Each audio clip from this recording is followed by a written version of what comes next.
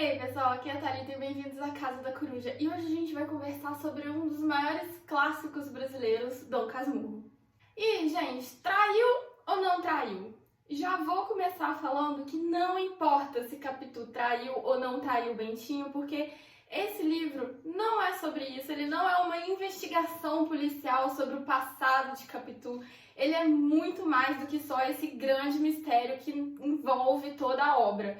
Tem gente que nunca leu Dom Casmurro, mas se você chegar pra ele e perguntar traiu ou não traiu, vai saber do que você tá falando. Mas essa dúvida que gerou em cima do livro acabou levando a gente a muitas vezes focar apenas nisso e não ver toda a grandiosidade que tem por trás de Dom Casmurro, além de se Capitu é ou não uma mulher honesta. Pra quem ainda não conhece a história, aqui a gente vai acompanhar o protagonista Bentinho, que vai nos contar toda a sua vida, desde os tempos de criança, morando com a sua mãe, até o momento atual, o momento presente e como ele chegou naquele momento.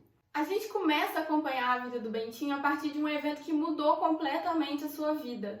A mãe dele, a Dona Glória, ela tinha feito uma promessa de que se ela tivesse mais um, se ela conseguisse ter um filho, homem que vingasse, ela ia mandar esse filho para o seminário. O filho ia ser padre.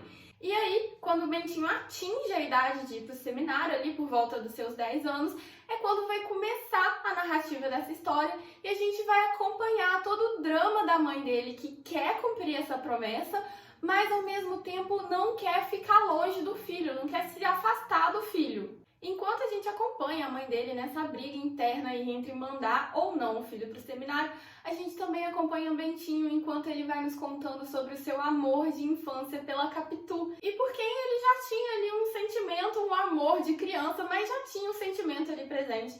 O Bentinho ele vai tentar convencer a mãe de todas as formas a não mandar ele para o seminário, tenta inventar ali algumas formas de não cumprir essa promessa, mas de uma forma que não seja uma quebra de promessa, mas não vai ter jeito. A mãe dele vai acabar mandando ele pro seminário. Enquanto ele tá no seminário, ele vai conhecer o Escobar, que vai se tornar o seu grande amigo de toda a vida. E também vai ser quem ele vai acabar tendo essa desconfiança com a Capitu. Eventualmente, Bentinho vai conseguir se livrar do seminário, vai sair, vai largar os estudos para ser padre e vai estudar Direito em São Paulo. Enquanto ele vai para São Paulo, o Escobar continua no Rio de Janeiro, ele vai acabar saindo do seminário também, vai conhecer a Sancha e vai se casar com a Sancha. A Sancha ela é muito amiga da Capitu, então eles acabam continuando com esse contato que eles já tinham desde criança. Quando o Bentinho volta para o Rio, ele acaba se reencontrando com a Capitu, vai desenvolvendo mais a sua amizade com o Escobar, justamente por essa proximidade que os quatro vão ter. Ele vai se casar com a Capitu e no início tudo vão ser flores, a gente vai ter aí dois casais de amigos compartilhando várias experiências de recém-casados. Só que de repente a mente maluca do Bentinho, talvez aqui eu já estou sendo um pouco tendenciosa para o que eu acho daquela pergunta inicial, mas enfim, a mente maluca do Bentinho vai começar a desconfiar que a Capitu tem alguma coisa com o Escobar. Ele começa a ver os dois conversando demais, qualquer olhar que a Capitu tem de diferente, ele já acha que ela tá olhando com desejo pro Escobar. E aí ele começa a criar toda uma situação em volta do casamento dele, ele começa a acusar a Capitu de traição, ele começa a ver em todas as atitudes do Escobar e da Capitu sinais de que os dois estão tendo um relacionamento. Ele, inclusive, vai achar que o filho que ele tem com a Capitu é extremamente parecido com o Escobar.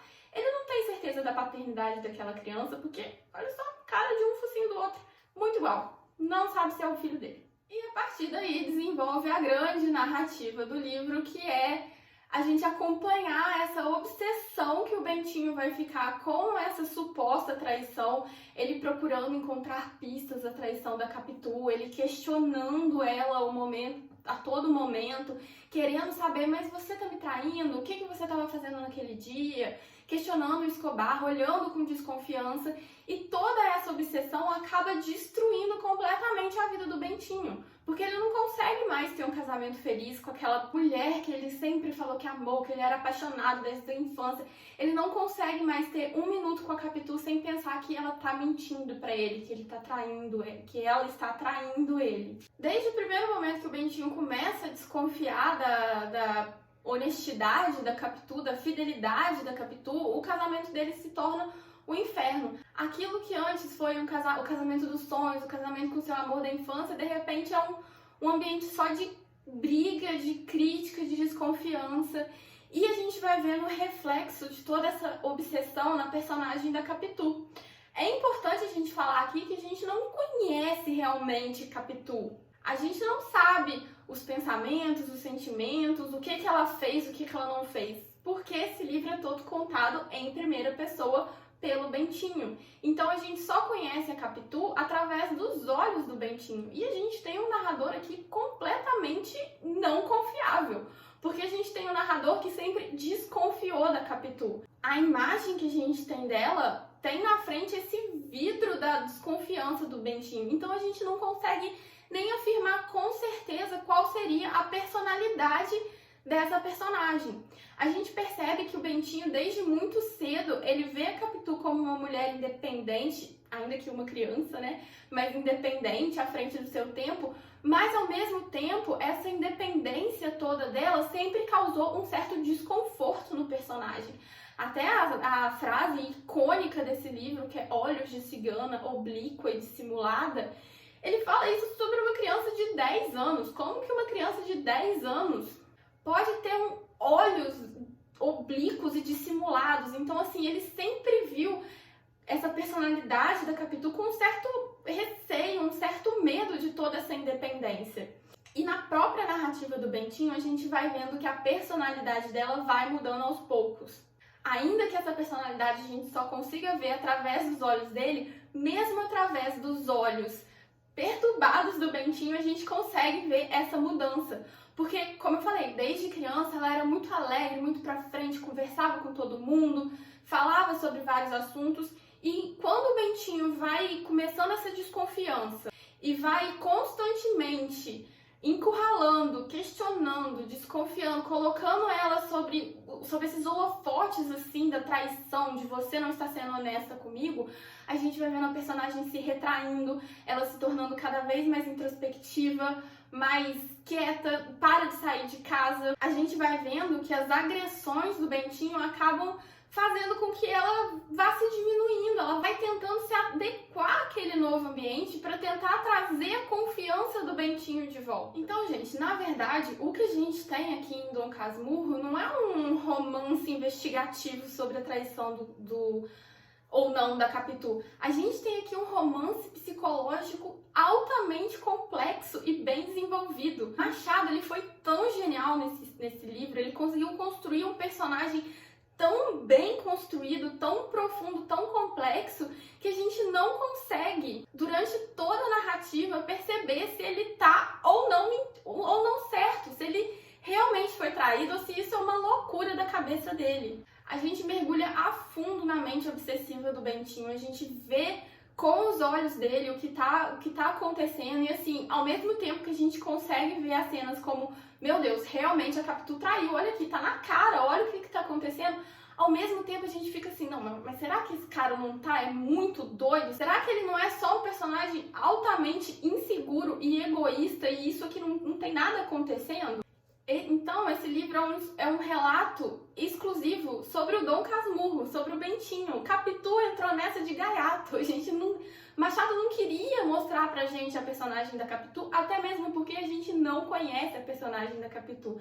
A gente conhece a versão do Bentinho da Capitu. O que Machado queria trazer pra gente aqui é a narrativa de um velho completamente amargurado que, por uma obsessão talvez infundada da cabeça dele, ele destruiu o casamento que seria o casamento dos sonhos, o casamento com seu amor de infância. O que a gente pode concluir é que Bentinho nunca teve uma confirmação dessa traição, porque se ele tivesse tido, ele teria contado para o leitor. Toda a amargura que a gente vai vendo no decorrer da narrativa dele seria um ponto crucial ele falar pra gente, olha, ela me traiu mesmo, ou não, ela não me traiu. Ele ficou com essa dúvida pra sempre na cabeça dele, e isso destruiu não só o casamento, como toda a vida dele. A gente tem dois personagens muito contrastantes.